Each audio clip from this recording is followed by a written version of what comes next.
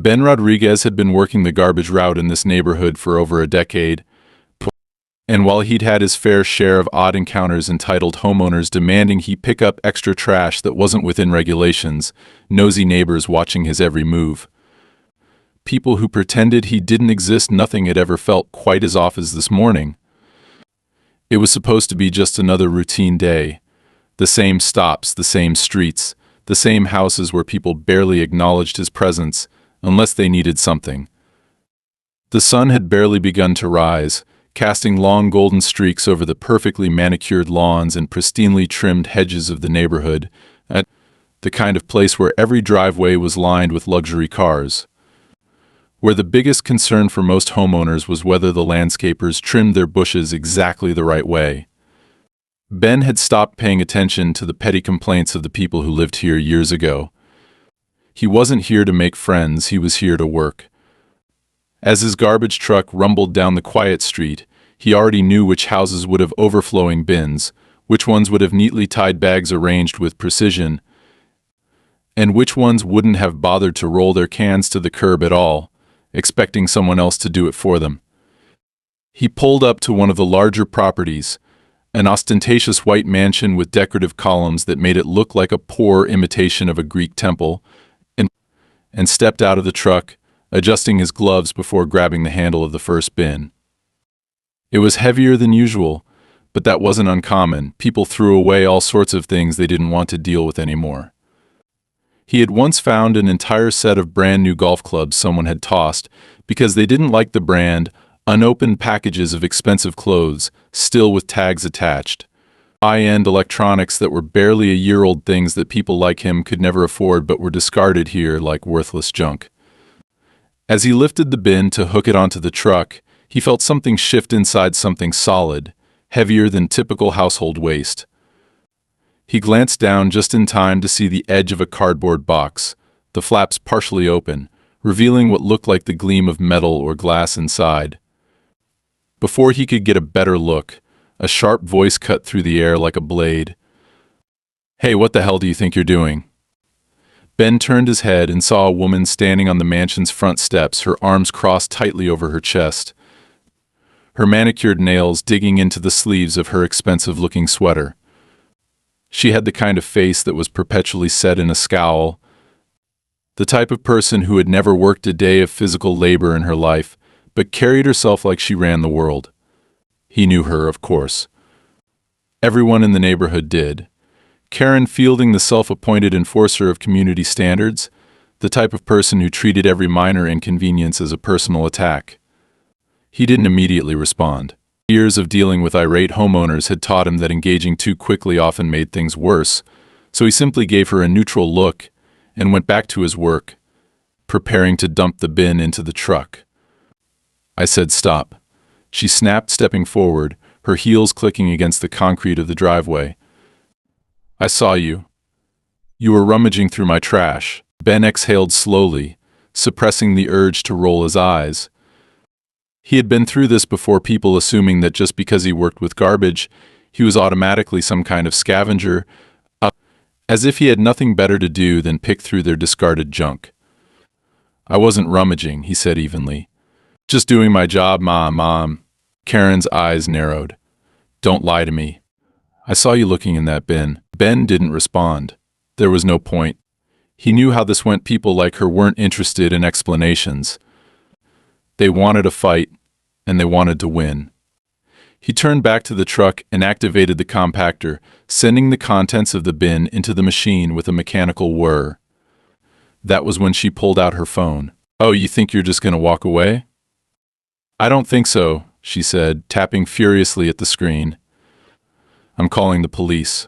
You're stealing from my trash. That's illegal. I want them to come here and deal with you." Ben's entire body tensed. He turned back toward her, finally allowing himself to look irritated. With all due respect, I don't have time for this." "I have a route to finish," Karen scoffed. "Oh, I'm sure you do. I bet you just take your time picking through people's garbage, looking for whatever you can sell.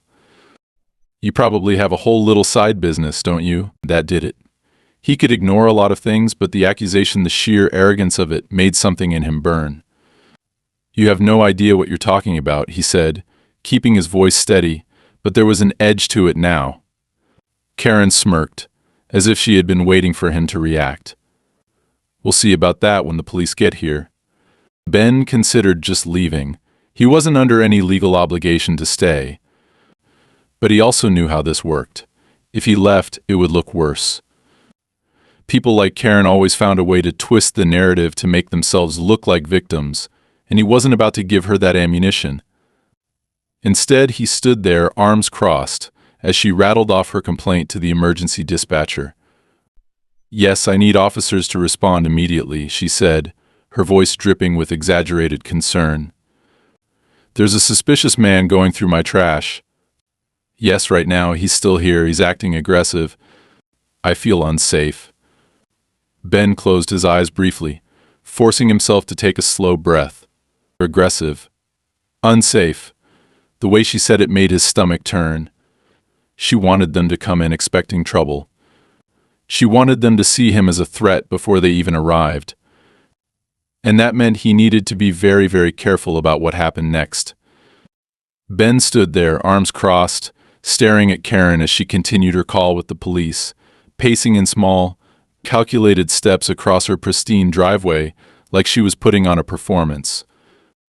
The way she spoke, the exaggerated pauses, the way her voice quivered just enough to sound like she was on the verge of panic, it was all an act, and she knew exactly what she was doing.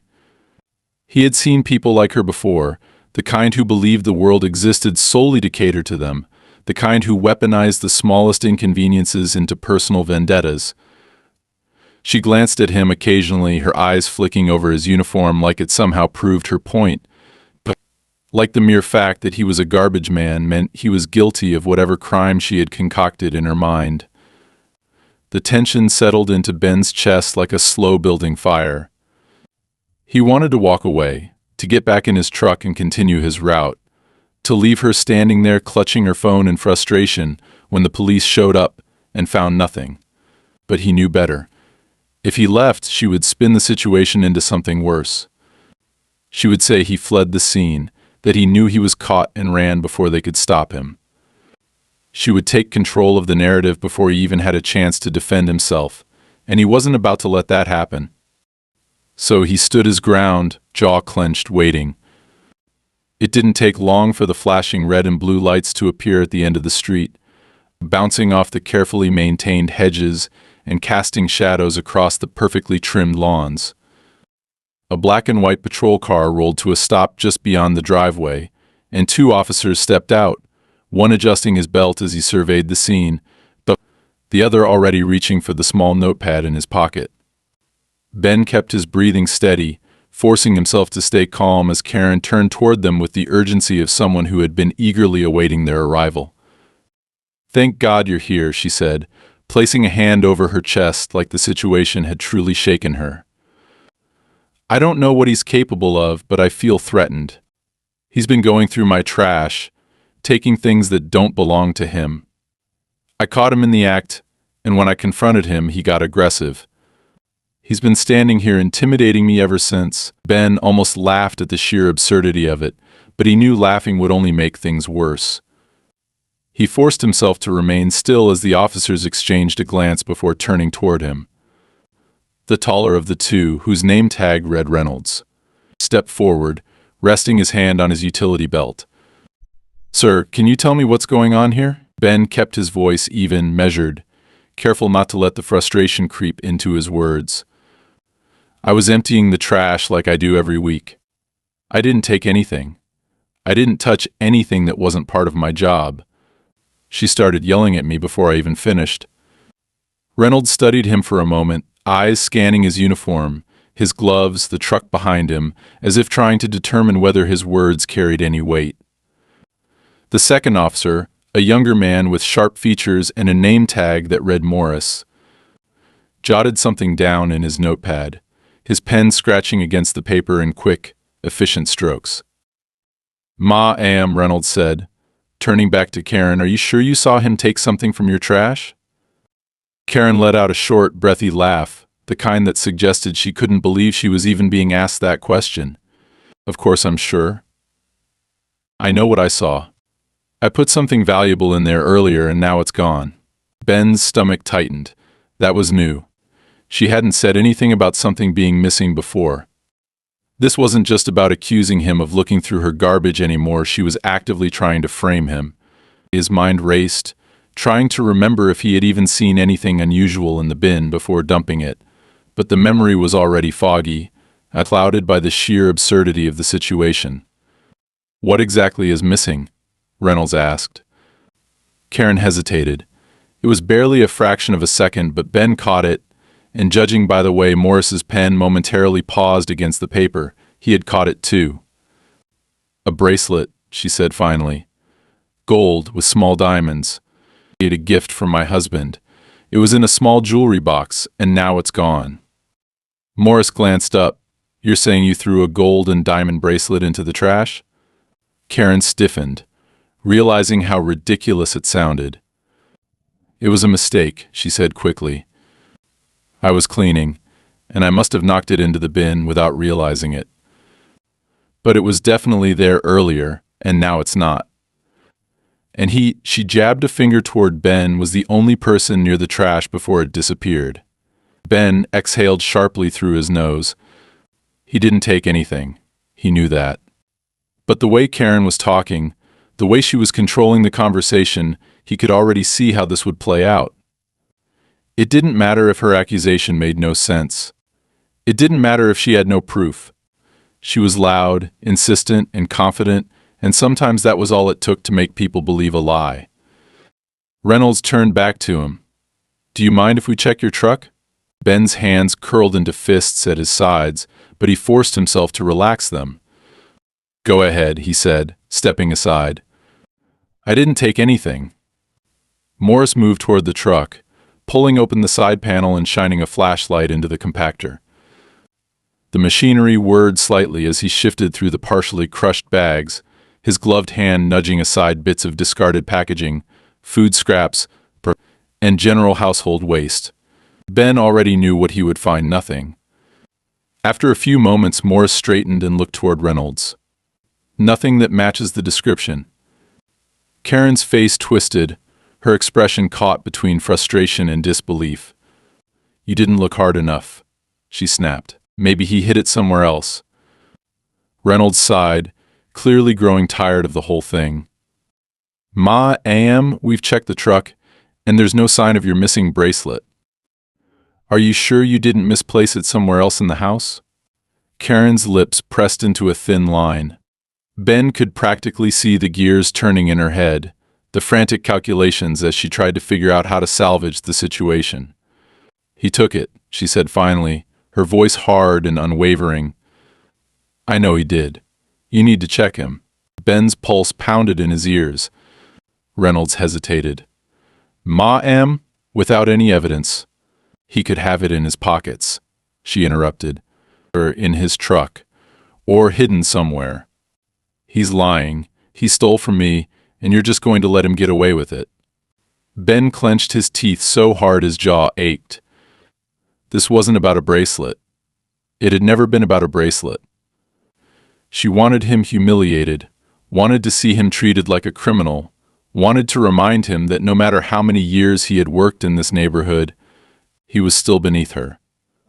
He took a slow, steady breath and met Reynolds' gaze head-on. I didn't take anything, he said, his voice firm. And if she can't prove otherwise, then we're done here. Reynolds hesitated, then finally nodded. You're free to go.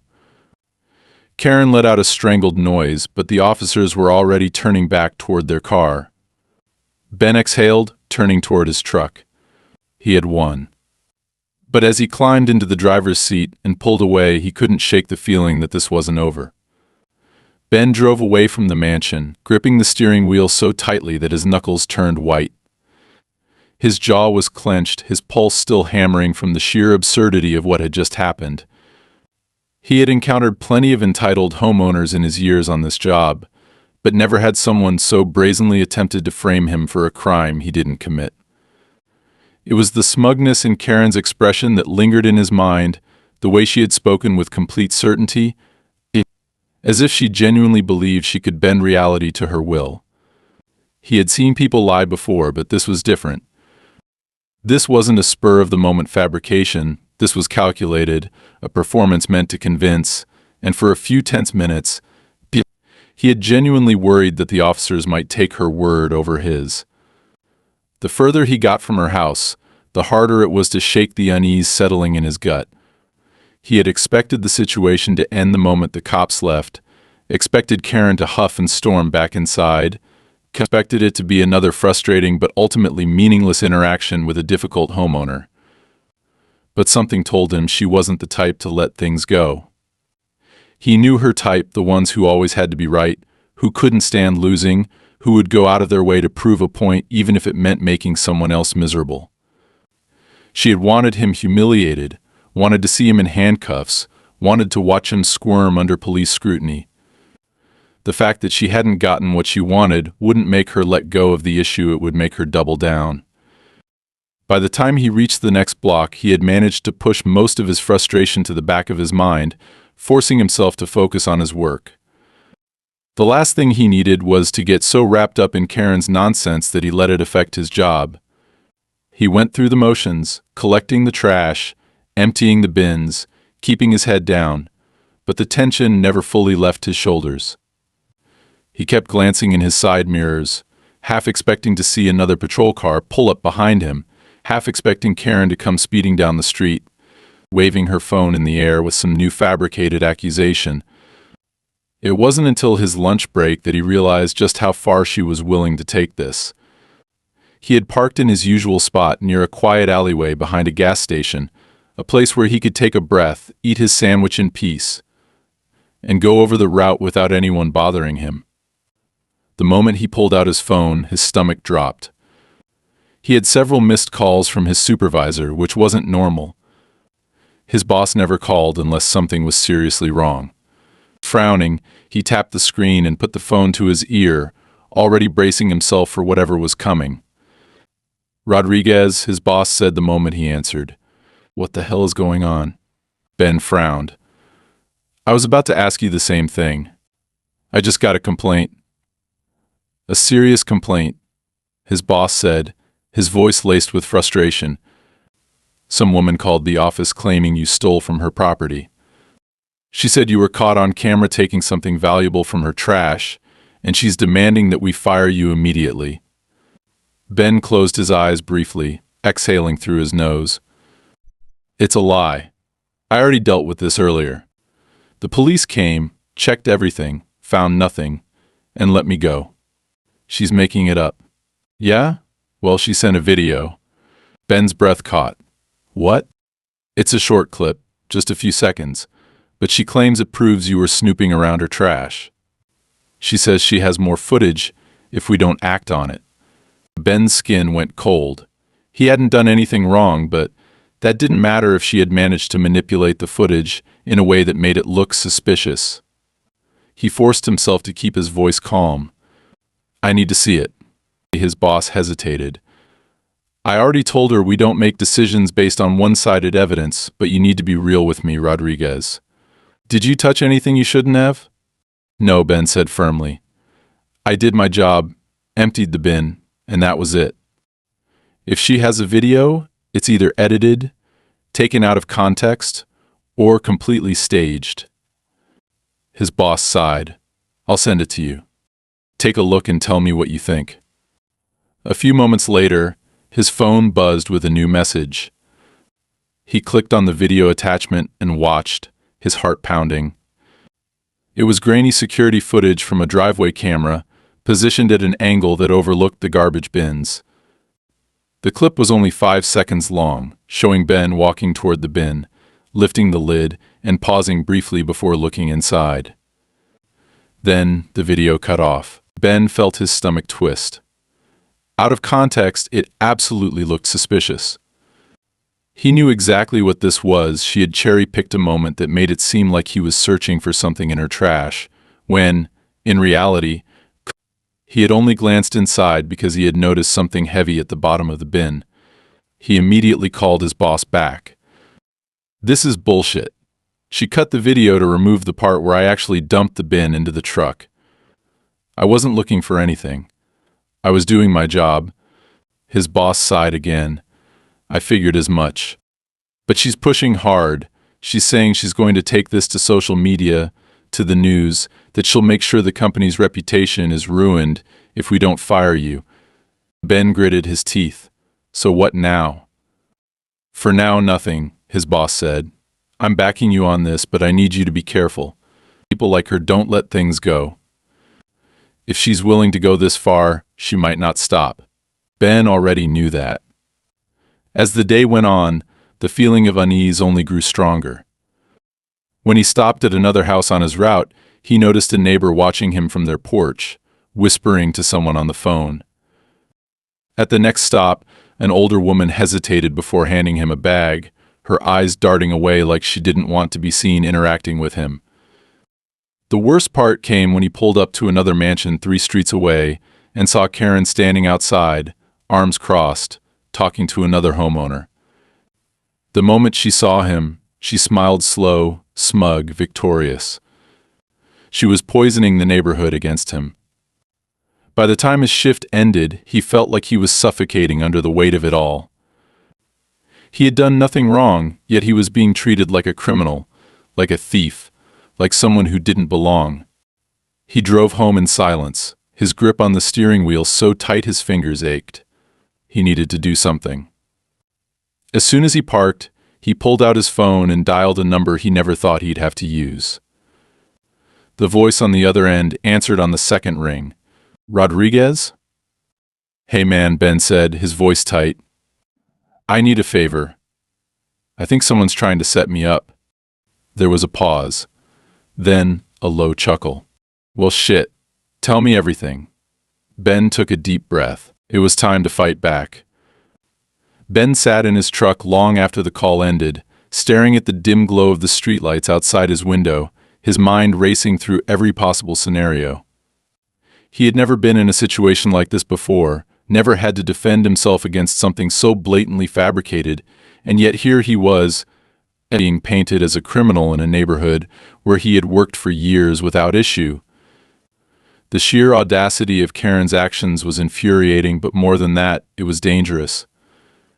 She wasn't just spreading rumors, she was creating a narrative, one that could have real consequences if it gained enough traction. The video was already misleading, and if she was willing to manipulate footage, there was no telling how far she would go. His first instinct was to go straight to the police, to file his own report against her for defamation or harassment, but he knew how that would play out. It would be his word against hers, and she had already positioned herself as the victim. She had the resources, the connections, the privilege of being believed before any real investigation even took place. He needed something stronger, something that would force the truth into the open before she could bury him any further. He picked up his phone again and called Carlos, the only person he knew who might have the tools to help him. Carlos had been his childhood friend, the kind of guy who had always been a step ahead when it came to technology and surveillance. He had worked for years installing security systems and knew how these things could be manipulated. When Ben explained the situation, Carlos didn't even hesitate. I'll take a look at the video, he said. If it's been edited, I'll find out. Send it to me. Ben forwarded the file and waited. His hands were tense around the phone as he listened to Carlos type on his keyboard in the background, muttering to himself as he dissected the footage. Minutes passed, stretching into what felt like an eternity, before Carlos finally exhaled sharply. Yeah, she cut it. Ben's grip tightened. How bad is it? Bad, Carlos said. She trimmed the clip so it ends right before you dump the bin. If I slow it down and adjust the frame rate, I can see the exact moment she stopped the recording. It's deliberate. She wanted to make it look like you were searching through the trash, not doing your job. Ben closed his eyes, feeling the heat of frustration rise in his chest. He had known it was manipulated, but hearing confirmation from someone who actually understood the technology made it real in a way that sent his anger spiraling into something sharper. Can you prove it? Yeah, Carlos said. I can break down the frames, show the missing timestamps. If you take this to the right person, they'll see what she did. Ben exhaled slowly. Good, do it. Carlos hesitated. Ben, I gotta ask. You sure you want to push this? This lady seems like the type who doesn't stop until she gets what she wants. If she finds out you're fighting back, she's gonna escalate. Ben didn't even need to think about it. She already escalated. I'm not gonna let her get away with this. Carlos sighed but didn't argue. All right, give me an hour. I'll send you everything you need. Ben ended the call and leaned back against the headrest, staring at the ceiling of his truck. He had the proof, but now came the hard part, figuring out what to do with it. He didn't have to wait long for the next move. The next morning, as he arrived at work, his supervisor was waiting for him in the parking lot, arms crossed, his expression unreadable. Ben barely had time to step out of the truck before the man was walking toward him, a heavy sigh escaping his lips. Rodriguez, we've got a problem. Ben didn't react. He had been expecting this. Karen again? She filed a formal complaint with the city, his boss said. She's claiming you violated privacy laws by looking through personal property and that you've been engaging in suspicious activity in the neighborhood for weeks. Ben's jaw tightened. That's a lie. Yeah, well, she's making sure people believe it. And she's not stopping there. His boss rubbed a hand over his face, looking more exhausted than angry. She's been going door to door, talking to other homeowners, telling them you're untrustworthy. And she's got influence, man. We've already had 3 people call in saying they don't want you handling their trash anymore. Ben clenched his fists. She wasn't just trying to get him fired, she was trying to ruin his reputation entirely, make it so that even if he kept his job, he wouldn't be able to work in this area anymore. Listen, his boss said, lowering his voice. I believe you. I know you didn't do anything wrong. But my hands are tied if this keeps spreading. You need to find a way to shut this down, and fast. Ben nodded. He already had a plan. Later that day, with Carlos's digital breakdown of the doctored footage in hand, he went to the only place that still had the authority to do something about it, the local precinct. He wasn't going to file a report against Karen for theft or even defamation. No, he had a much more direct angle. The moment he stepped inside, he went straight to the front desk and asked to speak with someone from the fraud division. The woman at the desk raised an eyebrow but made the call, and a few minutes later, he was sitting across from a plainclothes investigator with tired eyes and a cup of coffee that smelled burnt. You said you had evidence of tampered security footage? The detective asked, his voice skeptical but open. Ben placed the USB drive on the desk. Yeah, a woman in this neighborhood cut and edited a video to falsely accuse me of stealing from her property. She's been spreading it, trying to get me fired, telling people I'm a criminal. My friend analyzed the file and found proof that she intentionally removed timestamps to make it look like I was doing something I wasn't. The detective picked up the drive, rolling it between his fingers. You understand that altering security footage to falsely incriminate someone is a crime, right? Yeah, Ben said. That's why I'm here. The detective studied him for a moment, then exhaled through his nose and stood. All right, let's take a look. An hour later, after reviewing Carlos's breakdown of the footage, the detective's entire demeanor shifted. The skepticism was gone, replaced by something more focused, more serious. This is solid, he admitted.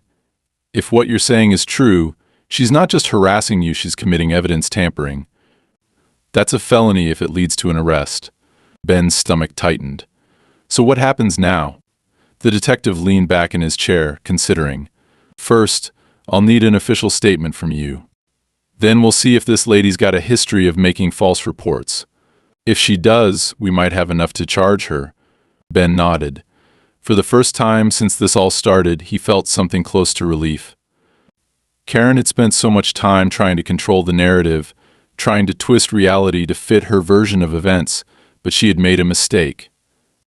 She had underestimated him. She had assumed he would roll over, that he would take the hit, that he wouldn't fight back. She was wrong. And now it was only a matter of time before she realized just how badly she had screwed up.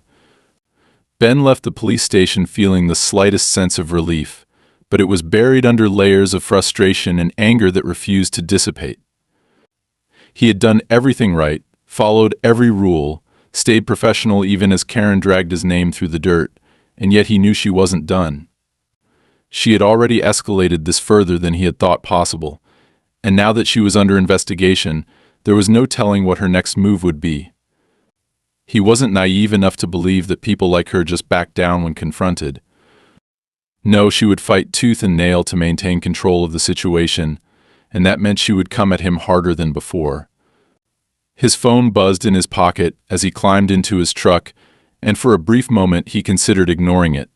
But when he saw Carlos's name on the screen, he answered immediately. "You good?" Carlos asked without preamble. Ben sighed, running a hand over his face. "Define good. I filed a report. The cops are looking into it, but we both know that's not going to stop her from running her mouth." Carlos made a noise of agreement. "Yeah, I figured.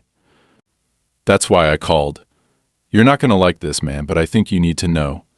Ben tensed. "What happened?" "She's already spinning this against you," Carlos said grimly. "I found a post she made in one of those neighborhood watch groups online. She's claiming you went to the cops because you got caught and you're trying to intimidate her into dropping the charges. She's saying she's the real victim here, that you're using scare tactics to silence her." Ben's hands clenched around the steering wheel. "You've got to be kidding me." "Wish I was," Carlos muttered. "She's got a bunch of people eating it up, too. A couple of them are saying they always had a bad feeling about you. You know how these people are. They'll believe anything if it fits their idea of how things should be." Ben exhaled slowly, trying to steady the slow-burning fury rising in his chest. "Did she post the video?" Carlos hesitated. "Not yet. But she's threatening to. She says she'll release the full footage if she has to, which is hilarious because we both know she's got nothing." Ben's jaw tightened. "She's bluffing." "Maybe," Carlos admitted, "but she doesn't have to be telling the truth to make people believe her. You know how fast shit like this spreads. It doesn't matter if the cops clear your name by the time they do, half the neighborhood's gonna think you're some kind of criminal." Ben gritted his teeth, gripping the phone so tightly his knuckles ached. "So what do I do?" Carlos was silent for a moment before he said, "You need to get ahead of this. She's trying to control the story, but you've got actual proof. If you wait for the cops to handle it, she's going to bury you first."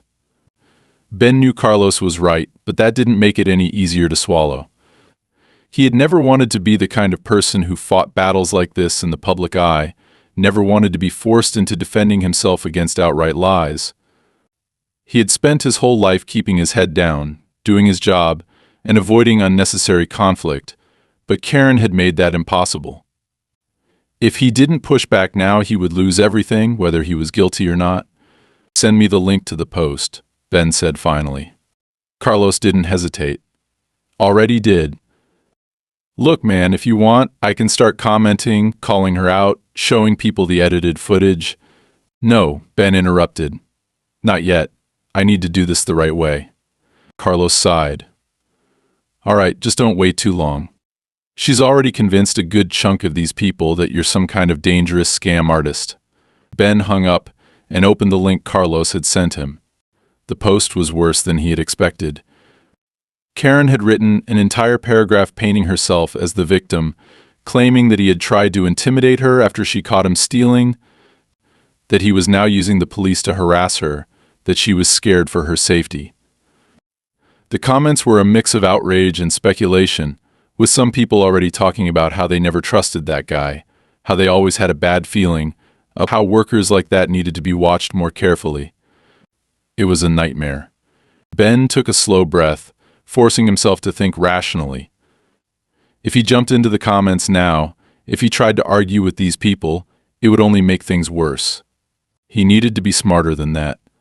He needed to hit Karen where it hurt the most, her credibility. Instead of replying directly to her post, he made a new one, attaching the full, unedited footage Carlos had extracted from the security file complete with timestamps proving where Karen had cut the video to frame him. He kept his words short and to the point, refusing to stoop to her level. For anyone who has questions about what actually happened, here's the full footage. You can decide for yourselves. He hit post and waited. The reaction was immediate. Within minutes, people started commenting, some in disbelief, others in outright anger. Some of the same people who had been quick to side with Karen were now backpedaling, saying they had only believed her because they thought she had real evidence. Others were calling her out directly, asking why she had doctored the video, demanding answers. And then Karen responded.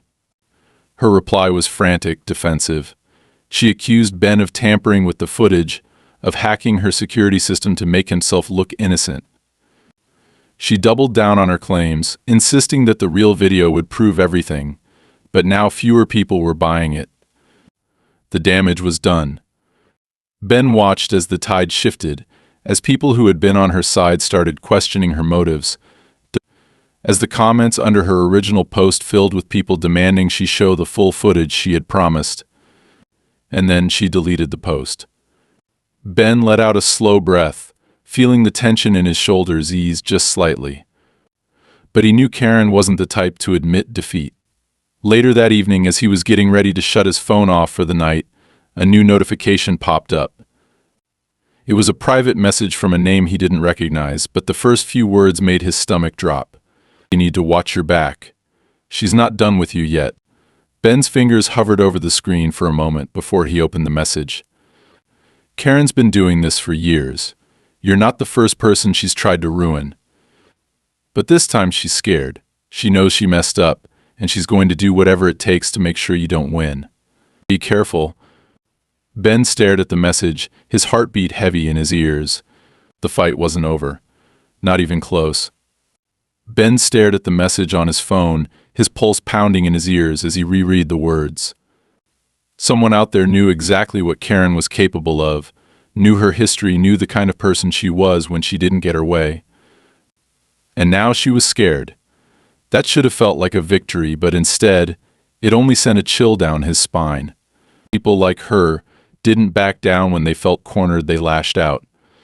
She had already gone further than he ever expected, and now that her lies were falling apart, she would be desperate. That was when people became dangerous. He needed to be ready. He barely had time to process the warning before his phone rang, his boss's name flashing across the screen. He took a deep breath, bracing himself for whatever was coming next before answering. Yeah? Ka. You need to come in, his boss said without preamble, his tone sharper than usual. Now, Ben's gut twisted. What happened? She filed a formal complaint against you. Not just with us, she went to corporate. She's claiming harassment, intimidation, says you've been stalking her since the police let you go. Ben let out a harsh breath, pressing his fingers to his temple. That's insane. I haven't been anywhere near her. Yeah, well, corporate doesn't know that, his boss said. They're taking this seriously. They want a meeting first thing in the morning, and I don't know if I can stop them from pulling you off your route until this is settled. Ben gritted his teeth, his free hand curling into a fist against his thigh. He had expected retaliation, but he hadn't expected her to move this fast. She was trying to finish what she started, trying to make sure that no matter how much proof he had, she was the one controlling the story. And if corporate got nervous enough, they might not even care whether she was lying. They would do what was easiest, cut him loose, make the problem go away. He had come too far to let that happen. I'll be there, he said, his voice tight. He barely slept that night, lying in bed staring at the ceiling, his mind running through every possible outcome. He had the truth on his side, but truth wasn't always enough. Karen had influence, power in this community, and she wasn't afraid to use it. She had already proven she would do whatever it took to get rid of him. If she succeeded, it wouldn't just be about losing his job. She had poisoned the neighborhood against him. No one would hire him after this. Even if he cleared his name, the damage would be done. He had one chance to stop this. The next morning he arrived at the office before anyone else, sitting in his truck as the sun crept over the horizon, painting the sky in pale gold. He watched as the building slowly came to life, as employees trickled in, as his supervisor finally pulled into the lot, already looking exhausted. Ben forced himself to take a steadying breath before climbing out of the truck and heading inside. The meeting was held in a conference room with corporate representatives joining via video call, their faces impassive on the screen as his boss laid out the situation. Karen's complaint was detailed, filled with exaggerated claims that painted her as a terrified victim and him as some kind of obsessive predator. She accused him of driving past her house multiple times a day, of watching her, of sending people to threaten her online. It was complete fiction, but if he hadn't seen what she was capable of firsthand, he might have believed it himself. "These are serious allegations," one of the corporate reps said, folding his hands in front of him. "And given the attention this is getting in the community, we have to consider the impact on the company's reputation." Ben forced himself to stay calm, to keep his voice even. "She's lying. She doctored security footage to try and frame me for theft, and when that didn't work, she escalated. I have proof." He pulled out the folder he had prepared the night before, laying out the analysis Carlos had done on the video, the timestamps showing where she had edited it, the breakdown that proved she had manipulated the footage to make him look guilty. The room was silent as the reps studied the documents, flipping through them with furrowed brows. His boss cleared his throat. Karen deleted her original post when people started calling her out. "If she really had proof of what she's saying, don't you think she would have shown it by now?" One of the reps leaned back in his chair, expression unreadable. "Even if she exaggerated, this has still turned into a PR issue. The company can't afford bad press." Ben clenched his jaw. "So what? You're just going to fire me to make it go away?" "We're considering all options," the rep said, non-committal. Ben exhaled slowly, then made his final move. He pulled out his phone, opened the message he had received the night before, and slid it across the table. "I'm not the first person she's done this to." The room fell silent again as the reps read the message, the weight of it sinking in. His boss was the first to speak. "We should look into this." One of the reps hesitated, then nodded. "Put the complaint on hold. We need more information." It wasn't a victory, not yet, but it was enough. As Ben left the office, his phone buzzed with a new notification. Another message from the anonymous sender. "She's getting desperate. Be careful." He didn't doubt it. That night, as he sat in his apartment trying to let go of the tension still coiled in his chest, his doorbell rang. His stomach tightened. He wasn't expecting anyone. He checked the peephole, and his breath caught. Karen was standing there. Her expression was different from the confident, sneering woman he had dealt with before. She looked frantic, on edge. He opened the door just enough to glare at her. "What the hell do you want?" "You have to stop," she said, her voice low, urgent. "I know you went to the cops. I know what you're trying to do." Ben stared at her in disbelief. "Are you serious? You're the one who started this." Her hands clenched at her sides. "I can fix this," she said, "but you need to back off." Ben let out a sharp laugh. "Fix this? You've spent weeks trying to ruin my life, and now that it's backfiring, you want to make a deal?" She took a shaky breath. "You don't understand what's at stake here." Ben narrowed his eyes. "Then explain it to me." Karen hesitated, glancing over her shoulder as if she expected someone to be watching. Then she looked back at him, and for the first time he saw something that almost resembled fear in her eyes. "Just drop it," she said, voice barely above a whisper. "Walk away. This isn't worth it." Ben held her gaze for a long moment, then shook his head. "For you? Maybe. But I'm not walking away from this." Karen exhaled sharply, stepping back. "Then you're making a mistake." She turned and walked away, disappearing into the night. Ben watched her go, every instinct screaming that this wasn't over. Not by a long shot. Ben watched Karen disappear into the night, her warning lingering in the air like the scent of something rotten. Every muscle in his body was coiled tight, his mind racing through everything she had just said. She wasn't apologizing. She wasn't trying to make things right. She was trying to save herself, to cut her losses before the weight of her own lies came crashing down on her. And yet, the way she had spoken, the way she had looked over her shoulder, the unease in her voice, it wasn't just desperation. It was fear. She knew something he didn't. He locked his door, checking it twice before stepping away.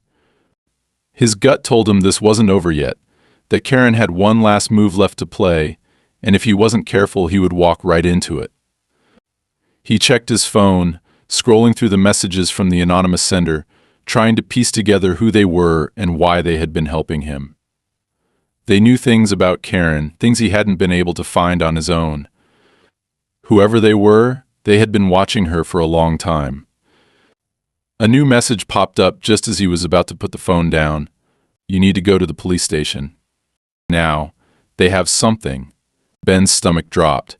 He grabbed his keys and was out the door in seconds, his heartbeat hammering as he drove through the empty streets, pushing the speed limit.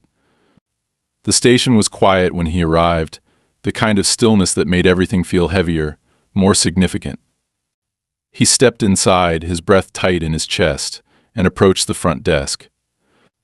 The officer on duty glanced up, recognition flickering in his eyes before he gestured toward the back. Detective Harper wants to see you, he said. Ben followed the officer through the station, his pulse pounding with every step. Harper was waiting in a small, dimly lit office, a folder open in front of him, his expression unreadable. He gestured for Ben to sit, then slid the folder across the desk. We looked into Karen Fielding, Harper said, and you were right. You weren't the first. Ben's hands trembled slightly as he opened the folder. Inside were reports, statements, case files, names, and dates stretching back years. It's a pattern. A trail of people Karen had targeted, people she had accused of crimes they hadn't committed, people who had lost jobs, reputations, livelihoods because of her. Some had fought back. Most hadn't. Why didn't anyone stop her before? Ben asked, his voice tight. Harper exhaled. She never pushed hard enough to get herself in real trouble. Complaints would be filed, then dropped. Cases would get just far enough to cause damage, then disappear. She knew how to walk the line. Ben flipped through the pages, his throat dry. It was worse than he had imagined. Some of these people had lost everything. One man had moved states to escape the fallout. Another had tried to sue but ran out of money before the case could go anywhere. And now she had tried to do the same thing to him. But this time she had gone too far. Her complaint against you is officially being dismissed, Harper said. And after what we found, we're opening a case against her. We need statements from you, from your employer, from anyone else who was affected. This is bigger than just one incident. Ben nodded slowly, his mind still spinning. He had wanted justice, but this was more than he had expected. What happens now? He asked. Harper leaned back in his chair. We'll build the case.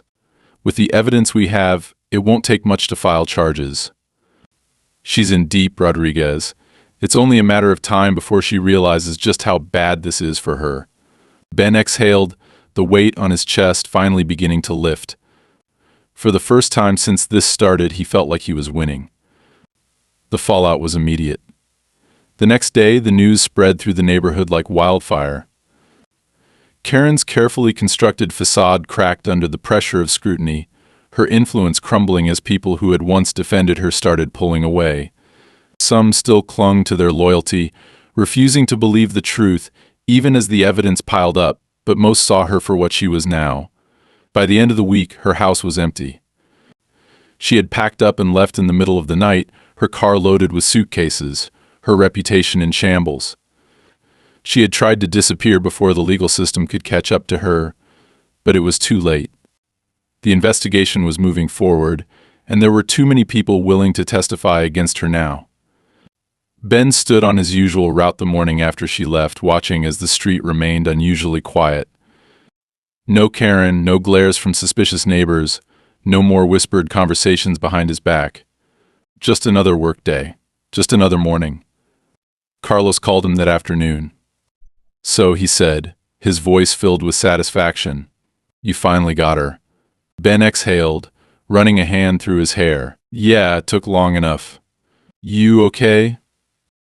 Ben considered the question for a moment before nodding. "Yeah, I think I am." For the first time in weeks, he felt like he could breathe again. Karen was gone, and she wasn't coming back.